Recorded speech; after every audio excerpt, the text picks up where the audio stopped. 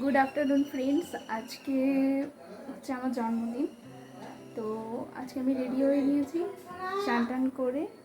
আর ওদিকে মা আমার জন্য খাবার বাড়ছে, আর আমি এই যে মা এই ড্রেসটা আমাকে দিয়েছে, এই যে সুন্দর ড্রেসটা, আর আমি পুরো রেডি হয়ে নিয়েছি সেজে গুজে। তো যাই এবার খেতে। ঘর থেকে বেরিয়ে দেখলাম একটা প্লেটে করে আমার জন্য এত গিফট মা সাজিয়ে রেখেছে। আর এদিকে মা সবার জন্য আমাদের খাবার বাড়ছিল, আর ভাইও মাকে একটু একটু সাহায্য করছিল। আর ঠাম্মা আগেই খেতে বসে গেছিলো। ঠাম্মার একটু শরীর খারাপ হয়, তো সেই জন্য ঠাম্মা আগেই খেয়ে নেয়। আর এই যে আমার খাবার চলে এসছে, দেখেই নাও কত কি রান্না করেছে। আমার শরীর খারাপ থাকার জন্য আমি মাকে এত রান্না করতে না করেছিলাম, তারপরেও মা করেছে। এরপর মা আমাকে একটু পায়েস খাইয়ে দিচ্ছিল। ভাই বললো একটু খাইয়ে দাও, তুমি এত কষ্ট করে রান্না করেছো। সেই জন্য মা খাইয়ে দিচ্ছিল। আর এই যে এই সব জায়গায় এসে বদমাইশি শুরু করে, বলছে নিস তোকে তো মা পায়েস খাওয়ালো, আমি না হয় তোকে পেঁয়াজি খাওয়াই। খেয়ে উঠে আমি আর ভাই মিলেই ধানচাপটা ভাগাভাগি করে খেয়ে নিয়েছিলাম। এখন বিকেল হয়ে গেছে, আর ঘুম থেকে উঠে পড়েছি। আমি খাওয়ার পর একটু ঘুম দিই প্রতিদিন। তো ঘুম থেকে উঠে এখন আমি একটু বাইরের দিকে যাচ্ছি, দেখি কেউ এসছে কি না, আমার বন্ধু বান্ধব। আর যাচ্ছি হচ্ছে মেনলি চুলটা আঁচড়াতে ছোটো মায়ের কাছে, যে ছোটো মা প্রতিদিন আমাকে বিকেলে চুল আঁচড়ে দেয়। তো আমি যাচ্ছি ছোটো মার কাছে এখন চুলটা আঁচড়াতে। আর আমার এত বড় চুল, আমি না জোট ছাড়াতে পারি না একা একা, ওই জন্য ছোটো মাকে বলি যে প্রতিদিন তুমি আঁচড়ে দাও। তো ছোটো মা আমাকে চুল আঁচড়ে দেয়। প্রতিদিন চুলটা এত সুন্দরভাবে আঁচড়ানো না হলেও সপ্তাহে অন্তত একবার করে ছোটো মা এভাবে আমাকে চুল আঁচড়ে দেয়।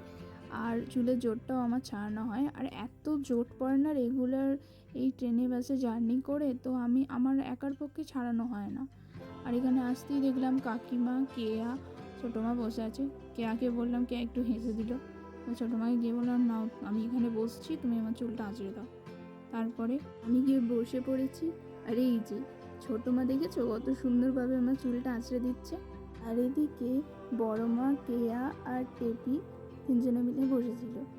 তারপর ওদের সাথে কিছুক্ষণ গল্পগুজব করার পর আমি বাড়ি চলে এলাম, কারণ সন্ধ্যা হয়ে যাচ্ছিলো। আর এদিকে ঠাম্মাও বাড়িতে একা ছিল, সেই জন্য বাড়ি চলে আসতেই হলো। ঠাম্মা পুজোও করছিল। তো বাড়ি এসে আমার এছাড়া কিছু কাজও ছিল। আর দাঁড়াও, তোমাদেরকে একটা নতুন জিনিস দেখাই। এই যে আমাদের এই বাগানে যে টগর ফুল গাছটা আছে না, এই গাছটাতে আজকে এত পরিমাণে ফুল ফুটেছে যে পাতা কম, ফুলই বেশি দেখা যাচ্ছে। আর ফুলে ফুলে গাছটা পুরো সাদা হয়ে আছে। দাঁড়াও তোমাদের আমি দূর থেকে দেখাই।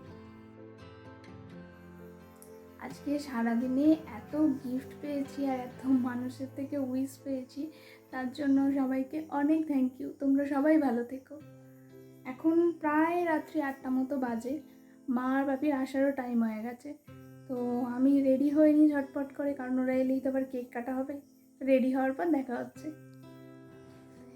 এই যে আমিও রেডি হয়ে চলে এসেছি, আর ওদিকে নিচে মা আর বাপিও চলে এসছে। তো চলো এবার নিচে যাই। এই যে এটা হচ্ছে আমার জন্মদিনের কেক, কি সুন্দর দেখতে না। এই কেকটা বাপি এনে দিয়েছে, প্রতিবার কেকটা বাপি নিয়ে আসে। আর এদিকে কেক কাটার সময় ভাই হ্যাপি বার্থডে টু ইউ না বলে এমন নিজে থেকে বানিয়ে বানিয়ে ছড়া বলছিল না, আমি ওই জন্য হাসতে শুরু করে দিয়েছি। হাসি কন্ট্রোল করতে পারছি না।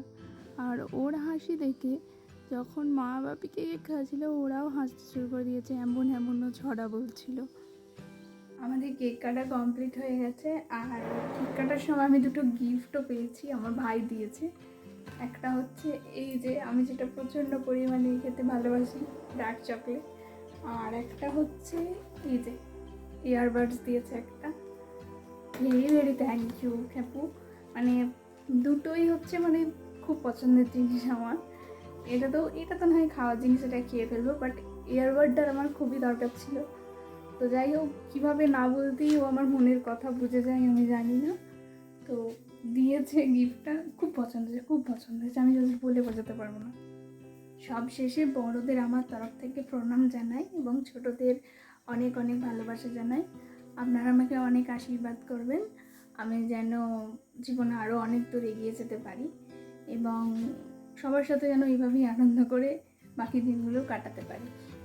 তো আজকে আমার ব্লগ এইটুকুই। আপনারা ভালো থাকবেন, সুস্থ থাকবেন। আজকের মতো টাটা।